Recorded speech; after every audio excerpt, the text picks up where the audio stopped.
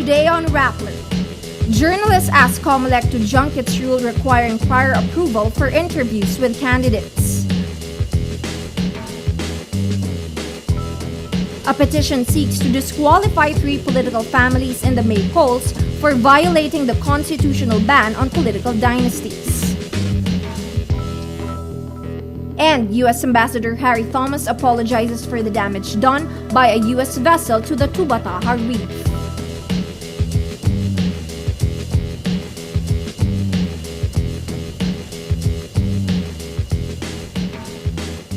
Hello, I'm Ai Makaraig, sitting in for Maria Ressa. Welcome to Rappler, your social news network. Media organizations ask the Commission on Elections to revoke its rule requiring prior approval for interviews with candidates in the May elections. The National Union of Journalists calls Resolution number 9615 absurd and downright unconstitutional. It adds the rule constitutes prior restraint and curtails press freedom. COMELEC Chairman Sixto Brillantes backtracks on the poll body's rule and says the resolution may only require what he calls prior notice rather than prior consent. But the NUJP says Brillantes' move only makes matters worse because it will require the media to be fortune tellers, especially in spontaneous situations like ambush interviews. The Kapisanan ng mga Broadcaster ng Pilipinas or KBP also raises the same issues. It says the resolution creates a chilling effect on press freedom. KBP President Herman Basbanyo deflects criticism. Broadcasters merely want to protect their businesses.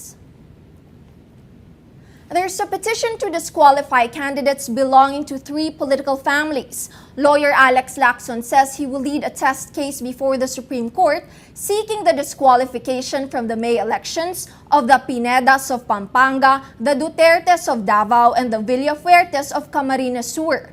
Lacson says they will take the case straight to the High Court so COMELEC can be compelled to immediately disqualify these families. He says he chose the 3 clans as test cases because they're clear and obvious political dynasties. Si Justice Antonio Carpio explained and defined the meaning of political dynasties. And he said, it is a phenomenon that concentrates political power and public resources within the control of a few families whose members alternately hold elected offices, deftly skirting term limits.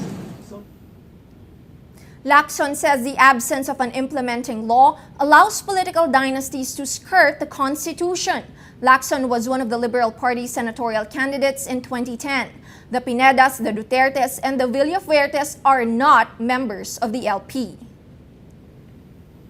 Gigi Reyes, the controversial chief of staff of Senate President Juan Ponce Enrile, says she's being called the 25th senator, a stab at her allegedly huge influence. She denies this and says Enrile is no fool. She reiterates her resignation as she apologizes to Senator Alan Peter Cayetano.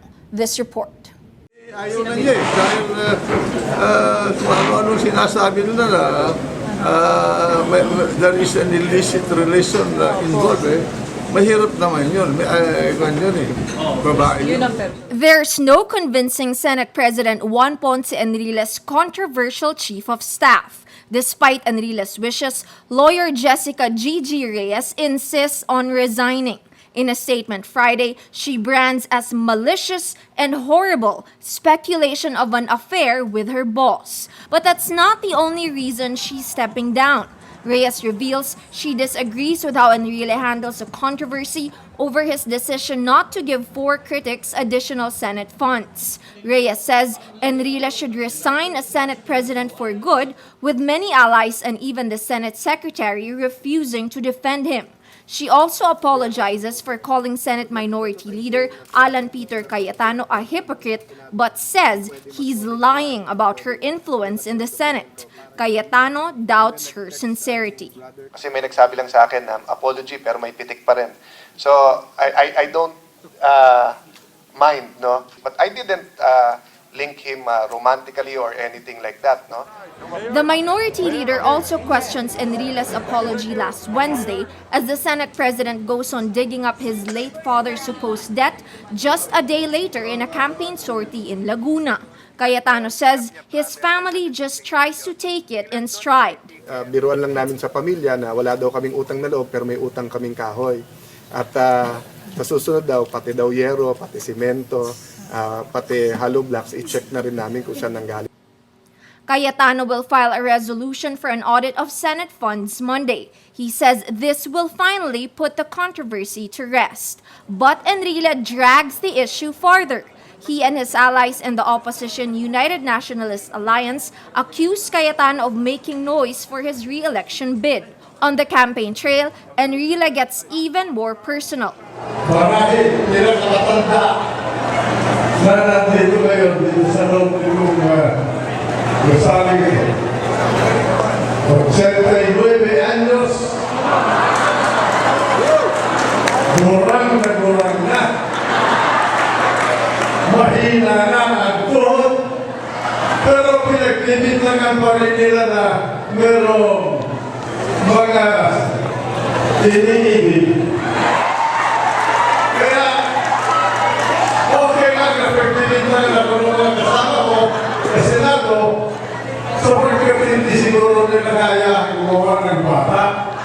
Enrile says he brings the issue before the people. He may not be running, but he tells voters that his son, senatorial bet Jack Enrile, will be his political heir. Let the people judge. Enrile brings his war against his critics from the Senate to the campaign trail. With Cayetano seeking re-election in May and Enrile's own son running, the rivalry may just culminate in the ballot. Post of the day is for this story. Discuss user Lightpost leaves his comment on Rappler.com. Another farce diverting from the real issue, he says. Where do our funds go? We don't care if the cash gifts are legal. We care that it's our money and it's not yours to spend for political gain. This week, nearly 20 prominent journalists and politicians pledged not to accept pay for favors, especially with the upcoming elections. Marites Vitug files this video blog. For the first time in contemporary history, journalists and politicians signed a covenant to fight corruption in media. It was time to coincide with the start of the election campaign, a fertile season for bribes and favors. Signatories pledged not to engage in envelopmental journalism, the practice of paying off journalists to get to the front pages, TV and radio prime time, and the websites. Of course, the outcome will not be dramatic, but it will lead to two significant things. First, we in the media are opening the gates to public scrutiny. We are making ourselves the subject of news. We're asking the public to hold us to our promise to say no to corruption. Second, we're encouraging media to report on media. After all, we are fair game. I liken the covenant to an acupuncture treatment. We're sticking a few needles to parts of our body. The disease will be healed only after continuous treatment. Similarly, the campaign for zero tolerance against corruption needs to be sustained over a period of time until it becomes part of our culture. This is just the beginning. This is Marites Vitug for Vitug Vlogs. The U.S. government formally apologizes for its grounded ship that damaged the Tubataha Reef. U.S. Ambassador to the Philippines, Harry Thomas, says the U.S. extends its profound regret. He says this was an unfortunate accident. I recognize the legitimate concerns over the damage caused. Tubataha is no ordinary reef. It became a UNESCO World Heritage Site in 1993. It is also the Philippines' first marine protected area, which not only attracts divers worldwide, but also helps provide food for millions of Filipinos. But Thomas is silent on the protest of the Tubataha Reef's Natural Park against the demeanor of the ship's authorities. The park lodged a protest with the U.S. government last January 18. Its chief supervisor says the ship's commander ordered a general alert and deployed personnel into battle position when our rangers tried to approach their ship. A U.S. Navy official says they will have the issue investigated.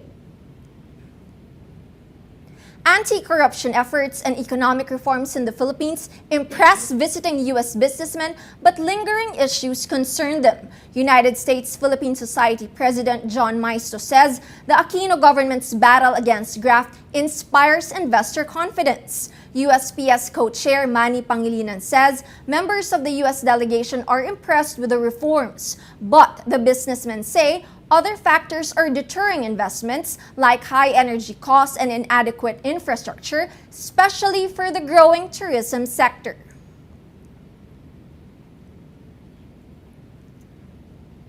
Let's now look at Rappler's Wrap for today, a list of the 10 most important events around the world you shouldn't miss.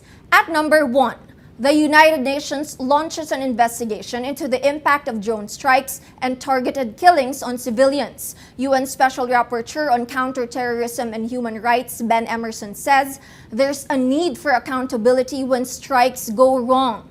Emerson says the huge expansion in the technology used in drones requires a new legal framework. The probe will focus on 25 case studies in Pakistan, Yemen, Somalia, Afghanistan, and the Palestinian territories. Findings will be reported to the UN General Assembly before the end of the year. At number 4, an American who admits scouting targets ahead of the deadly 2008 Mumbai attacks is sentenced to 35 years in prison.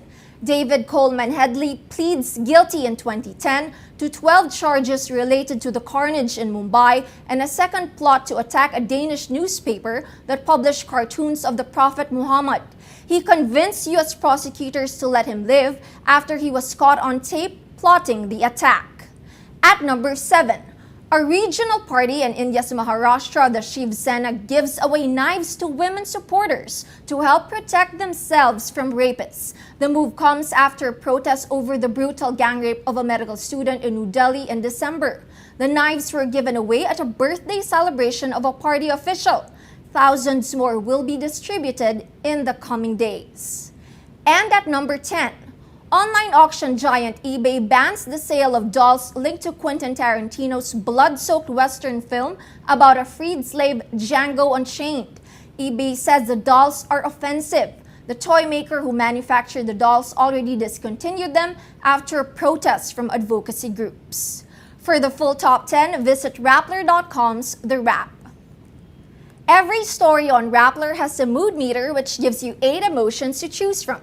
Click on how you feel and your vote comes down to the Mood Navigator in the middle of our front page, which crowdsources the mood of the day. It also gives you the top 10 stories that got the most clicks. So let's look at the moods of the day and of the week. This week, it's all Enrile. The story of the week really is the Senate saga. Here we have 2 stories in purple related to that. Gigi Reyes' story cites disagreement with Enrile, 61% annoyed, 11% amused. A related story, Enrile on Gigi Reyes, I trust her, I want her back, 57% annoyed, 23% angry. But a lot of voters feel angry this week, still on this Enrile story. Gigi Reyes, I wanted Enrile to quit, 66% angry. And the story that got the most votes, Enrile tells critics, you can't destroy me, 78% angry. All contributing to the mood of the day. Today, most people are angry. Well, that's Rappler's Newscast for today, Friday, January 25th, 2013. Visit Rappler.com and watch your newscast Monday to Friday. Tell us how you feel on our mood meter and help us crowdsource the mood of the day. I'm Ayu Makaraig, and as we say at Rappler, tomorrow begins today.